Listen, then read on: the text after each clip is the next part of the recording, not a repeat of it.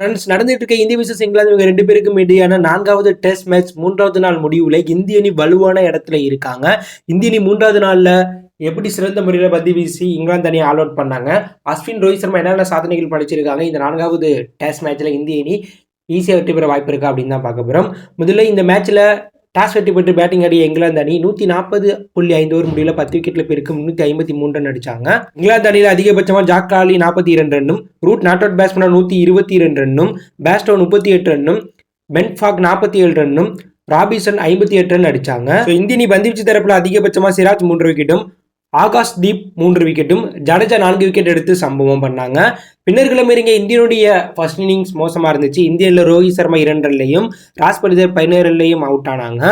சுவிங்கில் 38 ரன்லையும், SS Jaiswal 73 ரன்லையும் out ஆக, ஜடேஜா 12 ரன்லையும், சஃப்ராஸ் கான் 14 ரன்லையும் அடுத்தடுத்து out ஆனாங்க. ஒரு கட்டத்தில் சிறந்த முறையில் பார்ட்னர்ஷிப் அமைச்ச குல்தீப் யாதவ், துருவ் ஜோயல் இந்திய அணியை தோல்வியிலிருந்து மீட்டாங்க. இந்திய அணி ஒரு கட்டத்தில் 177 ரன்னுக்கு 6 விக்கெட் இழந்திருந்துச்சு. ஆனால் துருவ் ஜோயல், குல்தீப் யாதவுடைய மிக சிறந்த பார்ட்னர்ஷிப் காரணமாக இந்திய அணி 300 ரன்னை தொட்டாங்க. இந்த மேட்ச்சில் குல்தீப் யாதவ் 131 பாலுக்கு 28 ரன் அடிச்சாங்க.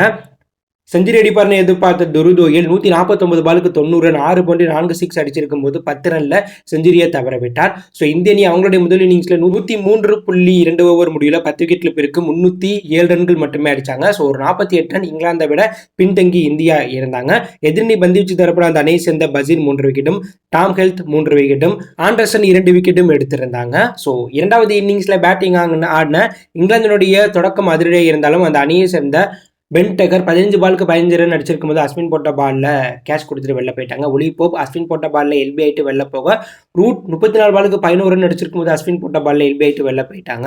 பேஸ்டோ 42 பாலுக்கு 30 ரன் அடிச்சிருக்கும் போது ரவீந்திர ஜடேஜா போட்ட பால்ல ராஸ் பலிதர்கிட்ட கேட்ச் கொடுத்துட்டு வெளில போக, பென் ஸ்டோக் 13 பாலுக்கு 4 ரன் அடிச்சிருக்கும் போது குல்தீப் யாதவ் போட்ட பால்ல கிளீன் போல்ட் ஆயிட்டு வெளில போயிட்டாங்க. ஜாக் காலி 91 பாலுக்கு 60 ரன் அடிச்சிருக்கும் போது குல்தீப் போட்ட பால்ல போல்ட் ஆயிட்டு வெளில போக, அந்த அணியை சேர்ந்த பென் ஃபாக் 17 ரன்ல அஸ்வின் போட்ட பால்ல அஸ்வின்கிட்ட கேட்ச் கொடுத்து வெளில போக, டாம் ஹெல்த் குல்தீப் போட்ட பால்ல கேட்ச் கொடுத்துட்டு வெளில போக, இங்கிலாந்து அணி உங்களுடைய இரண்டாவது இன்னிங்ஸ்ல 53.5 ஓவர் முடிவில் 10 விக்கெட்ல போயிருக்கு 145 ரன்கள் மட்டுமே அடிச்சாங்க. இந்திய அணி பந்து வீச்சு தரப்புல அஸ்வின் 15.5 ஓவர் வீசி 51 ரன்களை விட்டு கொடுத்து 5 முக்கிய விக்கெட் எடுத்து இந்திய வீரரா டெஸ்ட்ல 35 முறை 5 விக்கெட் ஆல் எடுத்த இரண்டாவது இந்திய வீரர் அப்படிங்கிற பிரம்மாண்ட சாதனையை குறைந்த இன்னிங்ஸ்லயே அஸ்வின் படைச்சிருக்கார். 147 வருட டெஸ்ட் கெரியர்ல அனில் கும்ப்ளே தான் இந்திய வீரரா டெஸ்ட்ல அதிக 5 விக்கெட் ஆல் எடுத்த வீரர் அப்படிங்கிற சாதனையை படைச்சார். அந்த சாதனையை அஸ்வின் சமன் செஞ்சிருக்கார். இன்னும் ஒரு முறை டெஸ்ட்ல அஸ்வின் அவர்கள் 5 விக்கெட் ஆல் எடுத்தா அந்த சாதனையை முறியடிச்சு புதிய சாதனையை உருவாக்க வாய்ப்பு இருக்கு. ஸோ 147 வருட டெஸ்ட் கெரியர்ல கபில் தேவுடைய முக்கியமான சாதனையை அஸ்வின் மீண்டும் சமன் செஞ்சிருக்கார்.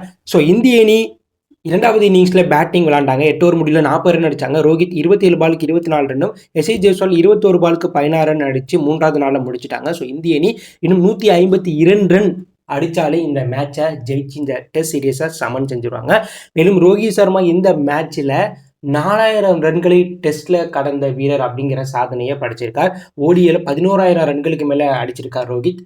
டெஸ்ட்ல 4000 ரன் அடிச்சிருக்கார்.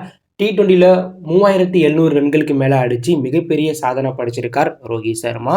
அஸ்வின், ரோஹித் சர்மாவுடைய இந்த பிரம்மாண்ட சாதனை பற்றி நீங்கள் என்ன நினைக்கிறீங்க? ஸோ இந்திய அணி இந்த 4வது டெஸ்ட் மேட்சை ஜெயிச்சு ஈஸியாக சீரியஸாக நாளைக்கு கைப்பற்றுவாங்களா? அப்படியே இருக்க அடுத்த கமெண்ட்ல லீவ் பண்ணுங்கள். இந்த பிடித்திருந்தால் லைக் பண்ணுங்கள், ஷேர் பண்ணுங்கள், கமெண்ட் பண்ணுங்கள். மறக்காம நம்ம சேனலை சப்ஸ்கிரைப் பண்ணி ஃபாலோ பண்ணுங்கள். தேங்க்யூ ஃபார் வாட்சிங்.